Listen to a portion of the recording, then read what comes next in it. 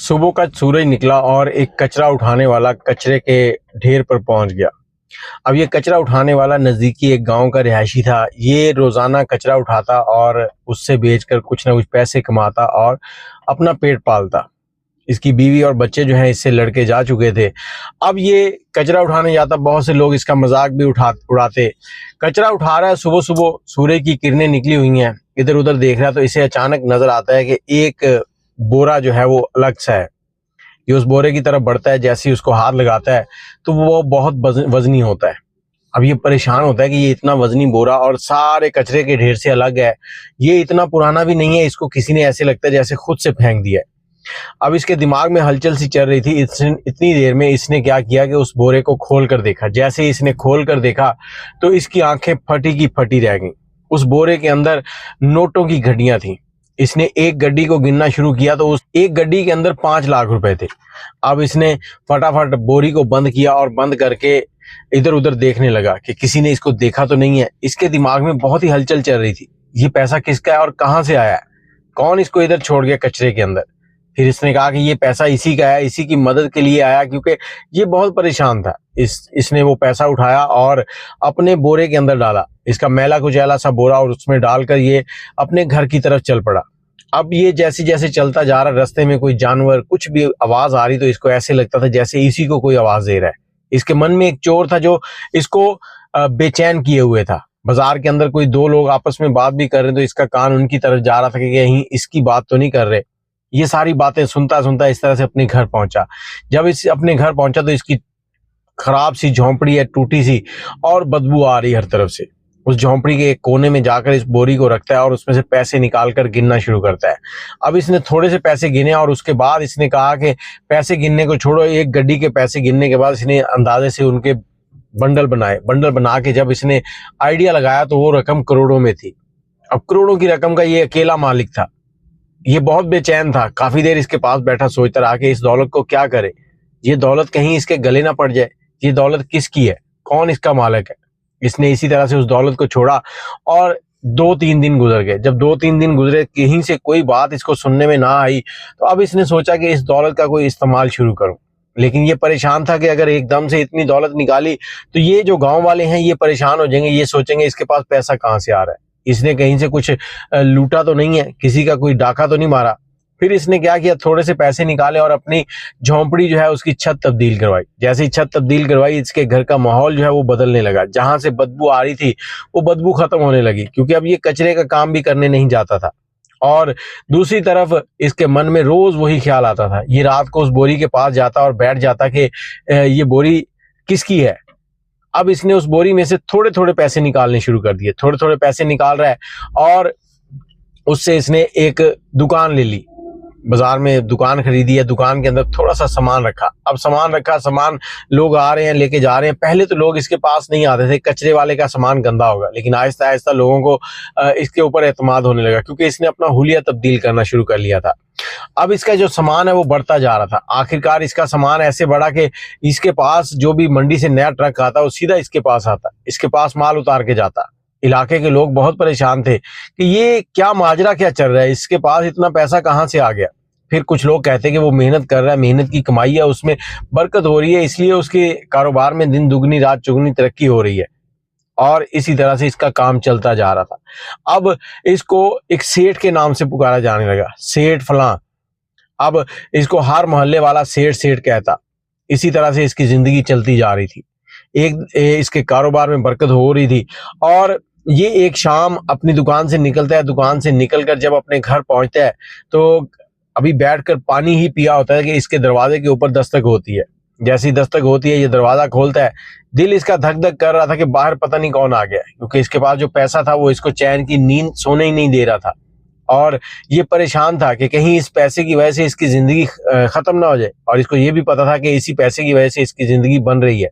इसने जैसे ही दरवाजा खोला तो बाहर देखता है कि इसकी बीवी और इसके 2 बच्चे हैं। अब ये बीवी और इसके बच्चे इसको देख रहे हैं, ये उनको देख रहा है।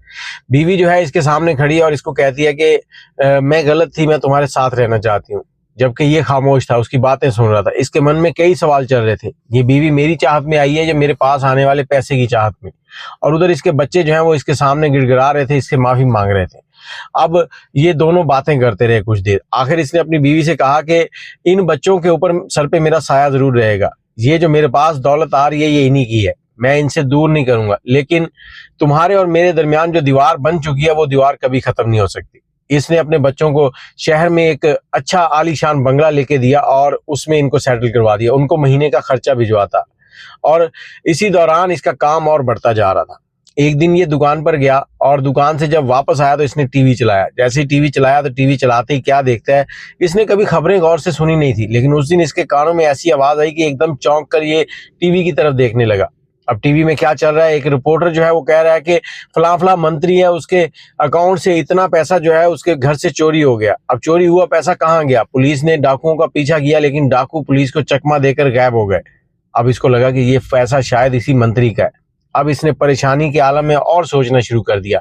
फिर उस एंकर ने ये कहा कि ये मंत्री साहब कह रहे हैं कि वो पैसा जो था वो छोटे नोटों में था, इतने नोट नहीं थे जो गिनती में हो, उनके नंबर गिनती में हो, इसलिए उनको पकड़ना मुश्किल है। फिर इसने सुकून का सांस लिया। इसने सोचा कि हो सकता है कि ये पैसा मेरे लिए ही है।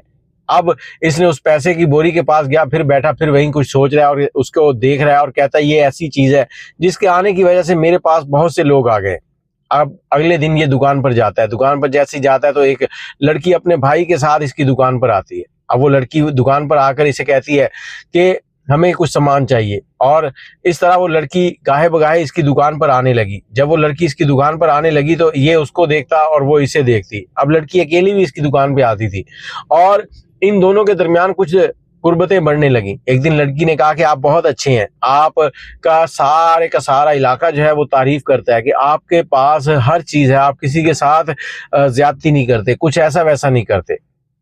अब इसने लड़की के साथ बातचीत की और इसके दिल में पहली बार ऐसे महसूस हुआ कि जैसे इस लड़की के साथ शादी कर लेनी चाहिए। जैसे इसने उस लड़की के साथ शादी का इरादा किया, कुछ लोगों से बात की तो लोगों ने कहा अब तो दूसरी शादी करेगा। उधर ये डॉक्टर के पास जाता है, अपने इलाज के बारे में बात करता है तो इलाज के लिए डॉक्टर कहता है कि पैसा लगेगा। इसने कहा पैसा है, डॉक्टर ने कहा इलाज हो जाएगा। अब इसका इलाज भी हो रहा है, इधर लड़की है दूसरी, उसके साथ इसके शादी भी हो गई है। अब ये दोनों एक साथ रहते हैं, इसके कारोबार में और तरक्की होती जा रही है, लेकिन इसको मन ही मन वो बात खाई जा रही है कि इसके घर में जो दौलत रखी हुई है वो किसी दिन पकड़ी गई तो इसका सारा काम खराब हो जाएगा।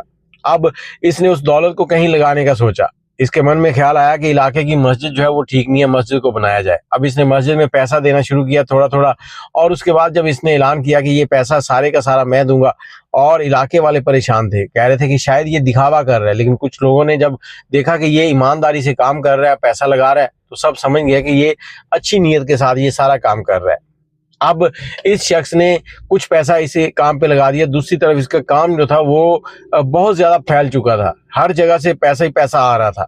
अब पैसे के साथ पैसा मिल चुका था और जो पैसा इसके पास कुछ बचा हुआ था उस रकम को इसने सोचा कि कहीं ऐसी जगह लगाता हूँ जो सबके भले के लिए इस्तेमाल हो। अब इसने सोचा कि इस इलाके के अंदर स्कूल नहीं है। अब इसने स्कूल बनाने के लिए पैसा दिया, वो पैसा सारे का सारा स्कूल पे लगाया। अपना इसका कारोबार बहुत अच्छा हो चुका था। लेकिन इस सारी स्टोरी में आपने क्या सीखा? यही कि अगर आपके पास पैसा है तो सब कुछ आपका है। वो इलाके के लोग जो इसको कबाड़ी भिखारिया और सब कुछ कहते थे, वही लोग अब इसको सेठ के नाम से पुकारते थे। वो सेठ आ गया, इसके आने का इंतजार करते थे। गांव के फैसले इसने करने शुरू कर दिए। इसकी बीवी जो इसको छोड़ के जा चुकी थी, वो बीवी इसके साथ वापस आकर रहने लगी। वो कहती थी कि मुझे साथ रखो, लेकिन इसने फिर भी उसके साथ अच्छा रवैया रखा, उसको अलग से घर लेके दिया और अपनी जो दूसरी बीवी थी उसके साथ हंसी खुशी जिंदगी गुजार रहा था। मतलब कि अगर आपके पास धन दौलत है तो सब कुछ है, अगर दौलत नहीं है तो कुछ नहीं है। इस दुनिया में यही असूल चल रहा है। आप इस बारे में क्या कहते हैं? अपनी राय जरूर दीजिएगा। मुझे इजाजत दें। अल्लाह हाफिज।